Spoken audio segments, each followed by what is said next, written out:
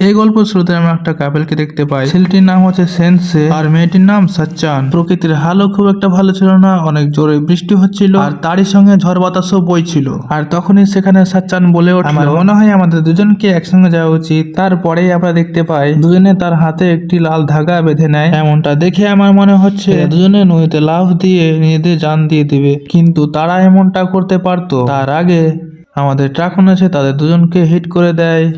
আর সেদিনে আমার বলা হয় যে আজকে একটা মহান লেখক এবং তার প্রেমিকা এই দুনিয়া ছেড়ে চলে গেছে। তারপর সিনে আমরা দেখতে পাই সেন্সে যখন চোখ খোলে তখন নিজেকে চার্জে একটি জায়গা দেখতে পাই। আর তখন সেন্সে ভাবছিল মানুষ মরার পর এখানে আসে মনে হয়। আর তখনই পেছন থেকে একটি মেয়ে বলে ওঠে, তুমি যা ভাবছো মোটেও না। আর তখনই আমরা জানতে পাই এই মেয়েটির নাম হচ্ছে অ্যানাতা, কিনা নতুন অ্যাডভেঞ্চারে এই জগতে আসে এদের গাইড করে। তারপরে অ্যানাতা সেন্সেকে বলে উঠলো, তোমার এই জগৎ আগের জগৎ থেকে সম্পূর্ণ আলাদা, কেননা এখানে মানুষের সাথে সাথে অনেক ডেমন পেস্ট এমনকি এমন মনস্টারও থাকে। আর তোমাকে এই জগতে টেলিপোর্ট করা হয়েছে এই জগতের লোকজনদেরকে সাহায্য করার জন্য। এর মানে একটাই দাঁড়ায় সেন্সে প্রেমিকার সাথে মরতে চাইছিল, সে একটা নতুন জগতে এসে ফেসে গেছে। তারপরে অ্যানাতা সেন্সে এই জগতে ইনফরমেশন গুলি দিচ্ছিল, সেন্সে তখন বিষাক্ত ট্যাবলেট খেয়ে নেয় যাতে সে আবারও মরতে পারে। অ্যানাতা হিলিং পাওয়ারের সাহায্যে আবারও সেন্সেকে ঠিক করে দেয়।